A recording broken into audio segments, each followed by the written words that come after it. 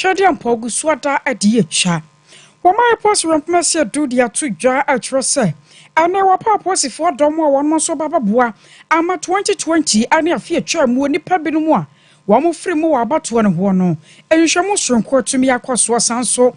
And a panipaya watching a musaka sama for the mamma panini, and so the two jar, Sanya bibi biadana Anglo gold, and about two jar Acadia Cheraman penina, Wabajia to Wabana de shebi, and so a free moo.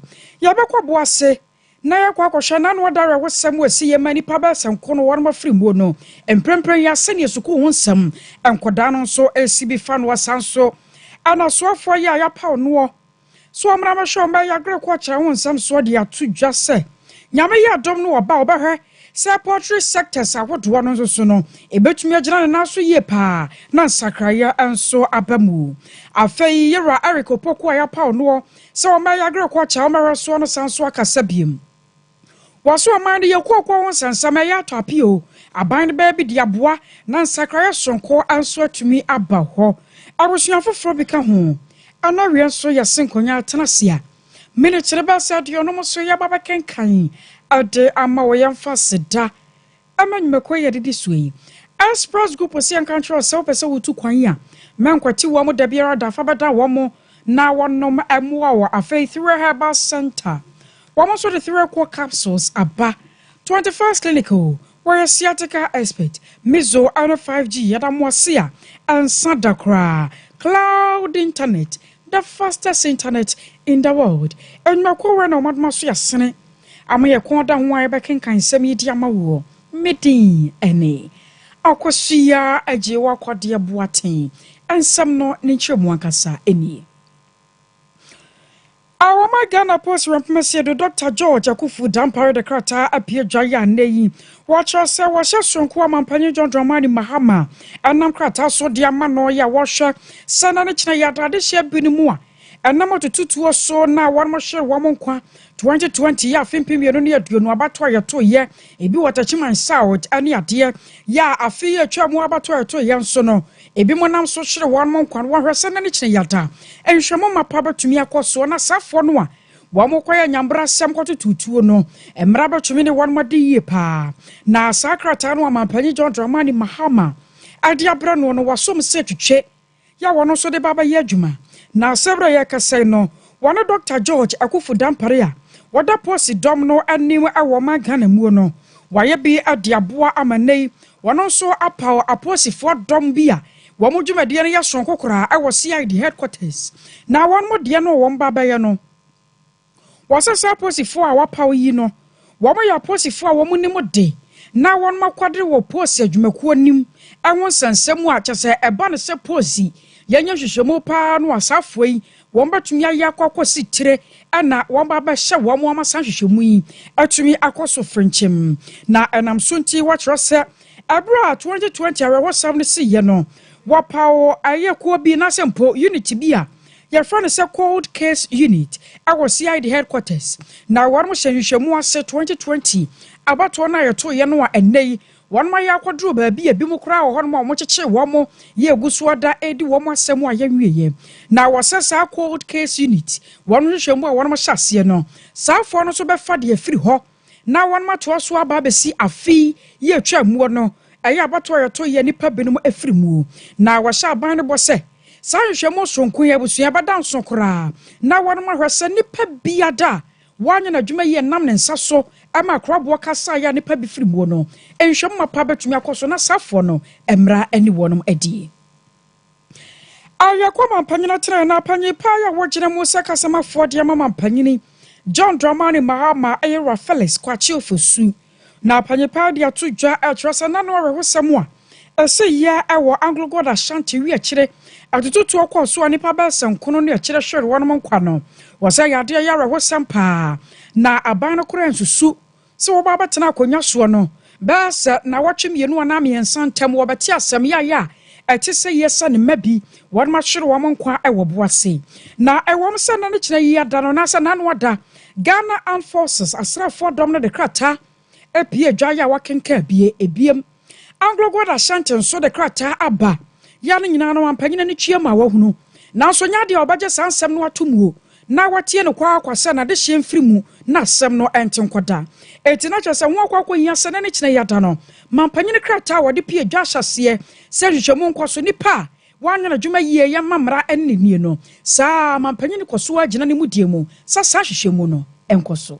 We cannot just accept the Ghana Armed Forces statement and let the angle go daka. I was say abanya or ultimate responsibility for the safety and security of a man for no. Otu anamo. It's an amount abani 2 years. So mampanyine mama can say any minimum ya no. There should be investigations. I was say you assembly fire by. Ebe kan no. Eya no kre. Say emnantie no. Omo ye illegal. Eya no kre. Say omo koto she ango go to so. Say on the say omo bowura omo mining pit bi mu ana. Na eya no kre say obi tutuo. Eno nti na sra po so eda na etuo gu omo so omo wu ya na. Ana so for the science community ye no. Anka kwan foforo e betimi afa so a ombe so ano a. Nka owu etefa no into member. So that is the basis of the investigation. Now, while the investigation is going on, if the company accepts, say they are a Robert John Cranley to me, agreement, my young baby can farm more, Nipper Prana, maybe it's about Nibia, unless we are suggesting, say, a statement claims Sabano, we should accept it who client and thinker. Then to me, yes, sir, as a bank. Because we have a responsibility towards every citizen of Ghana. See a baby, as someone to be a should you see a baby, and also if you are, say, Obia Bonia, you will associate the money. There are prescribed sanctions for every offense. The sanction for illegal mining is not family execution. You see, some people are speaking as if it is just punishment for being illegal mining. If young men no memo, now this year, you move to no matter what offense they are supposed to have committed. It's a full kind of statement now. You can say, it is a better just say, it is what every responsible government should do. Amfa wone bone so nkoya asade hyedi yana nanu nkyese awasa mosomo de mrahya mo nsam tutuo manipa pinu ahwere wonom nkwa waya panyipa yo kasa ademama mpanye John Dramani Mahama Yura Felix ofosu kwachi na asementi yankwai na yani amane boni ya watu yankrafri buasi Emmanuel opokonkoko di nkomo sansa anwada wama Ghana sofo ya pa no kra wa asante mantemu Dr. Frank amwako hene de tuja ebra wakwa ya sabia hodo birimu ade hyedida akwhwa ya sane wanmo tabia mutia no wapanye pa kyerɛ mu sɛ nyame anim ni mu ɔya pa na ɛnam so nte no wɔmba hyase no mayɛ hwehwɛmu sanse bɛpem na schools dodo no ɔhɔ no mayɛ tutum kɔsesa asomdwie mapa abetumi akɔsoɔ na ɛnam sɛ mabru no nyante wɔ mo ase na asojafo nso nya nhunu sɛ de ɔmo yɛ no ayɛmfom so nti no na wakwakɔ nya sɛ yɛto suko mu kakra sɛ ne ɛbɛyɛ ankoda no so ɛbɛtumi atena fie na sa nneɛma no ɛkɔso no ampanyifo bɛtumi ɛde nneɛma agu akwan mu na yɛnkɔ ɔma no so ɛ na yɛ ne Emmanuel opoku enkodi nkɔmɔ imama habio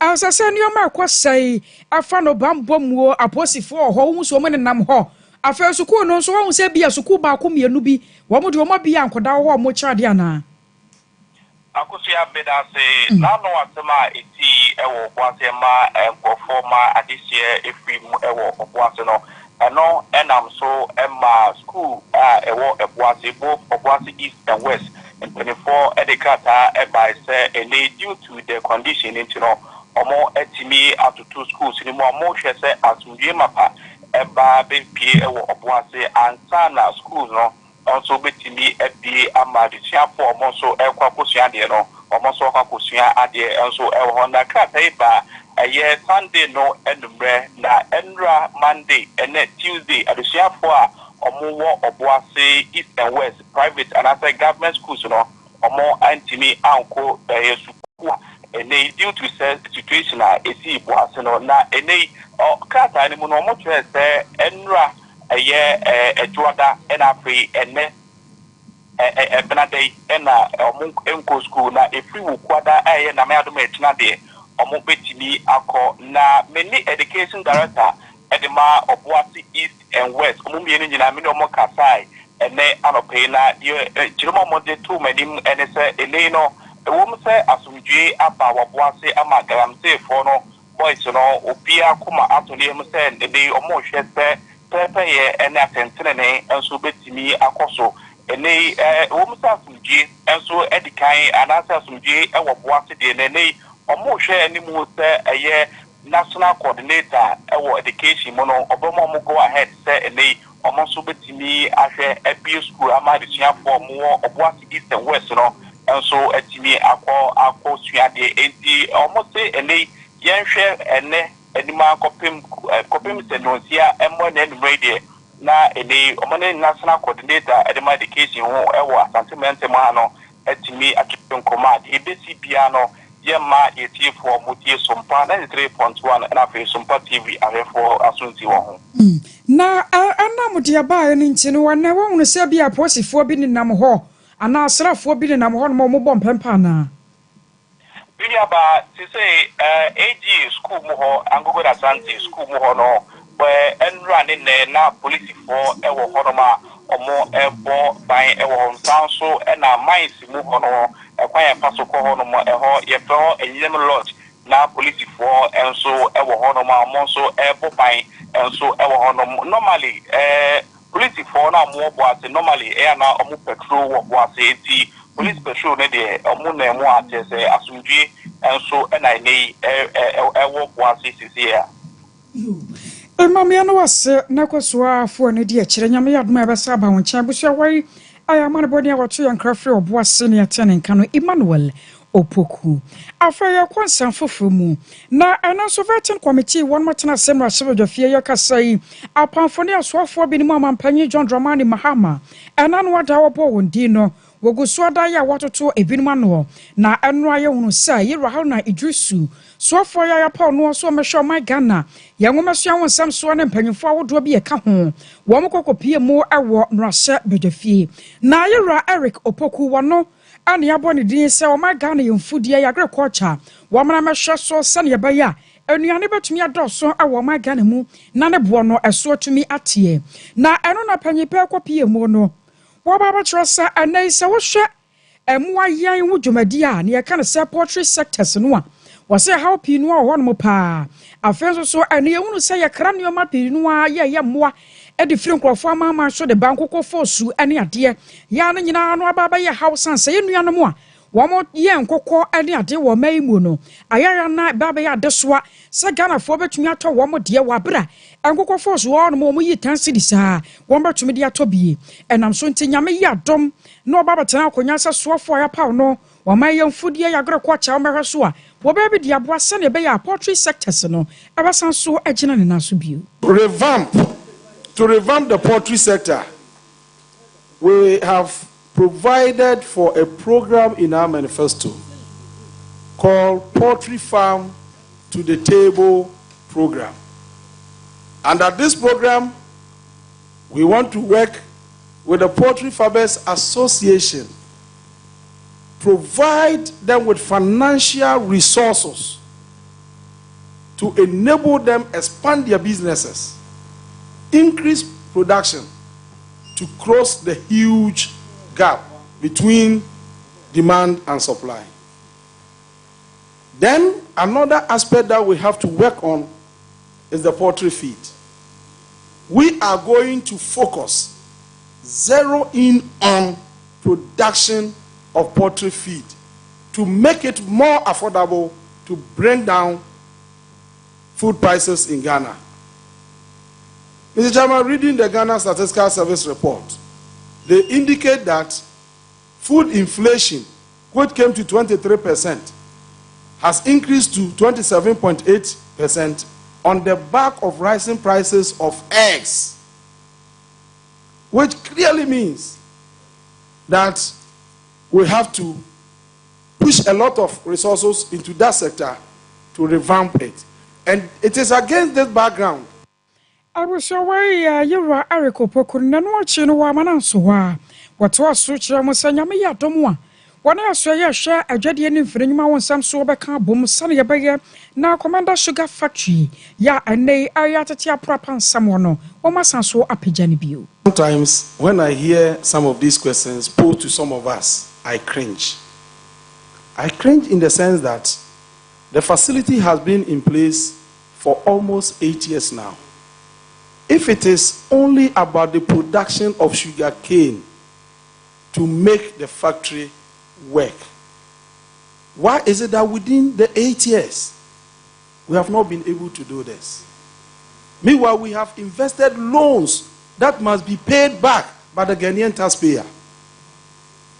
And so, Mr. Chairman, yes, you have asked a question, but I wanted to lay a solid foundation, mount the superstructure before I roof it. What we are going to do is that before leaving office, you recall that Parliament had approved a facility for the farmers to produce sugar cane to feed the factory. And we wanted to ensure that we produce sugar cane from January to December, so that we can ensure continuous and uninterrupted supply of sugar to reduce the huge sugar import bill confronting our nation. And so, Mr. Chairman, given the nod, even though it falls within the purview of the Ministry of Trade, we will work in tandem with them to ensure effective implementation and operationalization of the factory. I was your way, you're Eric Opokono, no Yami Atomo, one on Baba Shoma Ghana, Yagre no as so now, and what you know. Woman, so one watch us, my funny a cocoa once and seven swate pa. Besson Finchana Dionun, Temunir no, woman, sunny and I a cocoa no, a mudrositia, na a face of credit conquer farmer, my sonia dear, si catch diano, my Ghana, and your free mono, and they are swati say she, Yaquaquia, Metesama Yami Atomo, what about her now, so what you me a pigeon. Honorable Dr. Josiah, referring to that figure was or is right. Now, when you come to my colleague Opoku,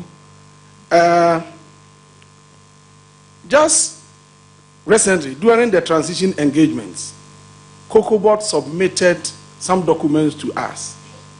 I was privileged to be part of the transition engagements. In that document, they indicated that their production was 530. And so in this case, both of you are right. But whatever be the case, be it 430 or 530, production has declined. And this is the lowest in the last 2 decades. Then on the issue of the default, yes, Ghana went to the syndicated markets and then took a loan of $800 million to purchase 850,000 tons of cocoa. At the end of the season, we were unable to produce the 850,000 tons. So we defaulted on the loan. And then they decided to roll over that delivery to this year. The quantity is 374,000 tons. This is the figure they gave us during the transition. And so, now that we have assumed office, we have to look at how we can deal with this debt and many other debts at the sector before we can make progress. And so, what we are Abiamu Yaroyi, I'm an answer one or Baba Tressa, and I send your my Ghanaian food, you know. I want some Yakwa menu and who drew maybe. Na say yakwa twini ntino aba no yato anamobi na se mponyame yadom no wabetena konya so obehwe sa senior high school sa wodo atwa o Ghana ho ahia no obia benya mfudi awodo sane benya benya banche bode menkani ana nyado ne ade de afiri mu na nkoda no ye mwaka pii se ekofa nuane ade abre schools. A program akin to a champion's Operation Feed Yourself. Under that program, every Ghanaian, every household would be encouraged to own a home garden. At least we should take advantage of the rich soil to produce the basic vegetables that we need in our homes. We are also going to encourage institutional farming. Under this, every secondary school in this country will be made to own a farm. We are going to liaise with my brother, Honorable Haruna, if given the nod, the Minister for Education, to recruit laborers for the secondary schools to help them prepare school farms. Mr. Chairman, if we're able to do this, if for nothing at all, we can reduce the cost of school feeding. We can also improve both the qualitative and the quantitative aspect of the food that is served to our students. Then again, we are also going to encourage the churches and the Muslim entities. Already, some of them are into farming. We can talk about the Savior Church. They are into serious farming. We can talk about the Pentecost Church. I was away a year, Erico Pocuniatan and Canaway, so far upon no, so my Ghanaian food, dear woman, or Mamma Shasso. Now, I know what you know, I'm Rasha Jenny or woman, so to be about 1 person or so. Yera, from Pont Ado, Ababa saying, me and me, Yera, Erico Pocoya pound on a dear. Baby, I did dance as a papa, but me, a Juman and Way in Yepa. Was so shamra be a chemo, Baba, your original minister, Noah. Not be any one more sin a quine, so on for